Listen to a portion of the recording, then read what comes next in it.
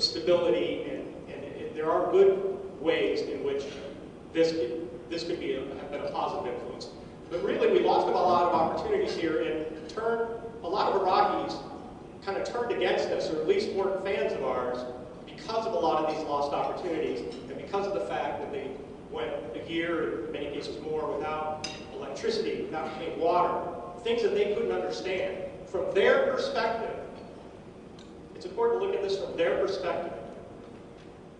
We're the strongest, most powerful nation, the richest nation in the world. And we deposed Saddam Hussein, something that they thought never could happen.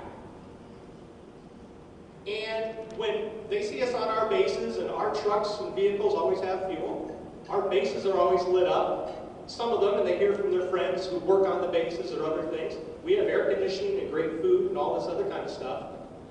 So you combine all those things together, and when you're average Iraqi out in Baghdad or any of the other major cities, and you don't have power, you don't have water, you don't have electricity, that's the same thing as power, isn't it? But you don't have these things, it's not because the United States can't give it to you. We're the strongest, richest, most powerful country in the world. It's because we won't. And that fed into a lot of conspiracy theories and a lot of other things, made people susceptible to Al-Qaeda as well as a variety of other bad actors in the area. I then call 2004-2006 the rush to failure.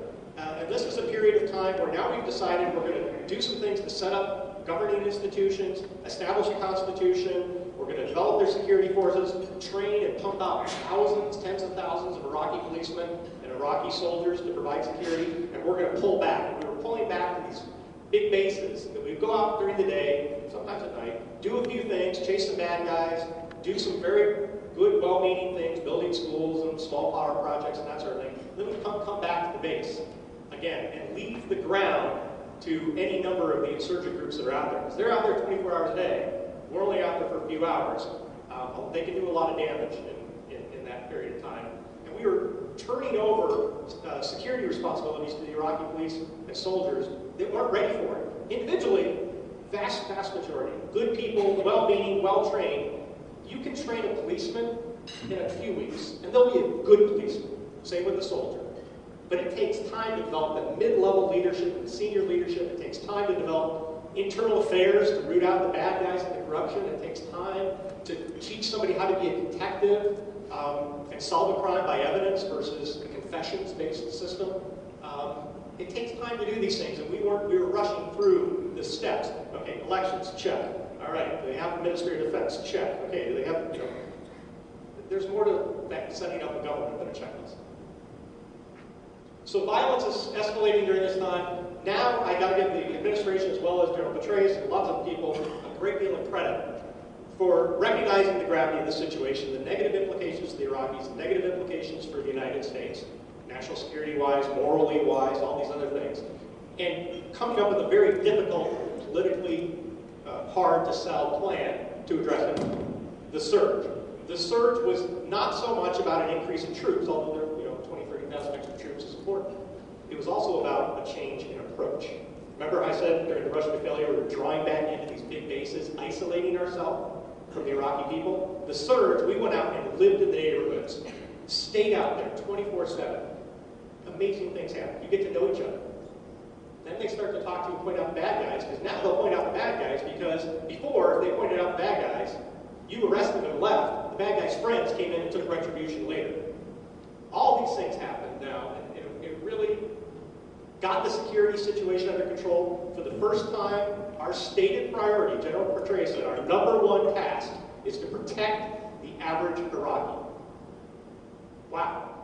A lot of things happen when you make security and protecting people your #1 priority. Now we get into this phase of development and transition. Where we could start to do a lot of these difficult institution building things, and I could go into detail about them, and maybe if we have time at the end I can show a short video to kind of illustrate some of them. So you can build a true security institution, as well as government institutions, civil society institutions.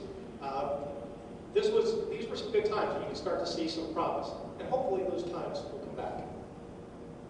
Called 2011, Indecision here, indecision in Iraq, and apathy here. It just dropped off the radar screen for economy because it's been going on so long.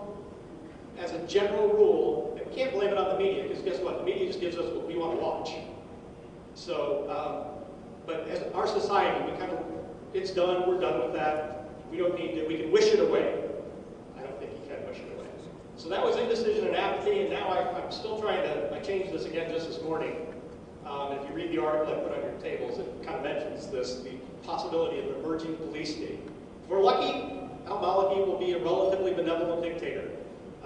If we're not lucky, he could be a lot worse than that, or Iraqi than being incredibly unstable, or going in whole, going in whole bore with Iran. Okay, this takes, I put these phases that I just got done describing over the top here. This is the chart level of violence. I won't get into details, but this is about 6,000 attacks a month. 6,000 insurgent attacks a month, about 3,000 of those against U.S. forces, about the other 3,000 against Iraqi forces or infrastructure when they blew up power plants, power lines, oil pipelines, those kind of things. All that counts as attacks. And this is again, the surge, where violence peaked actually during the surge and then tapered off rapidly. And this again was that good year, that good time I'm talking about. And now we're down far too many. How many car bombs a month is acceptable in Denver? Okay, yeah, but so it's all relative. Not saying things are perfect, but honestly, pretty darn good. Even, and frankly, less violence compared to Saddam Hussein's time. If you count people being arrested and executed by the dictator and all that sort of thing. So anyway, what's happening here? Is it starting to escalate? A little bit, it is, but still nowhere near the levels of here. But other bad things are happening that, again, hopefully we correct. All right. Here's when I explained indecision there and apathy here. Let me explain a little bit more about the indecision there. They had elections 2 years ago. It's February now, and so next month will be 2 years since they had an election. They still have not managed to appoint a Minister of Defense or a Minister of Interior. Kind of important positions in a government. Any government, especially when you're trying to make sure that you consolidate and further improve the security situation there. They were not able to agree politically on these positions, so they just kept going with these interim positions. That keeps you from doing making a lot of hard decisions that you need to make.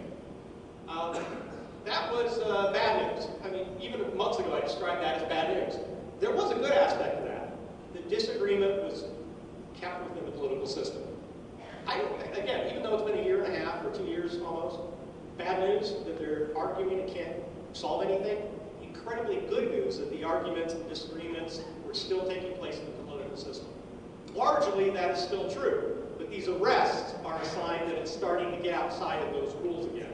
So I had to cross that out. And now the best I can come up with good news is things could still come back together. It's not too far gone yet. Some of the outstanding issues that they were not able to solve in these last couple of years that are still ongoing in those cases, and I won't get into a lot of details about these from time. I mentioned the Sunni-Shia dynamic, and I'll get to it a little bit on the next slide here, is a little bit more. But the Shia were always on the bottom of the social, political, economic scale in Iraq. They're the majority of the population, but they were at the bottom. Under Saddam, under the Ottoman Empire, about 700 years before that, I mean, the Shia have always been on the bottom of the social scale. The Sunnis were at the top. That has now flipped. Okay, but do the Sunnis have a role? And I think the vast majority of them, including the ones that, and some who were fighting for Al-Qaeda, are willing to be in Iraq as long as they have a role in Iraq. And that's where we won over a lot of these groups that were fighting at some point for Al-Qaeda. They realized that's not the group they liked. And they're like, okay, we will take a stand. And who got Al-Qaeda under control in Iraq? Obviously the U.S. military played a key part, but it was the Sunnis. It was the Sunni population that did it. Frankly, along with some assurances that they would have a role and could come into a democratic, pluralistic Iraq. That deal is under threat right now. Kirkuk and the Kurdistan region, which is the independent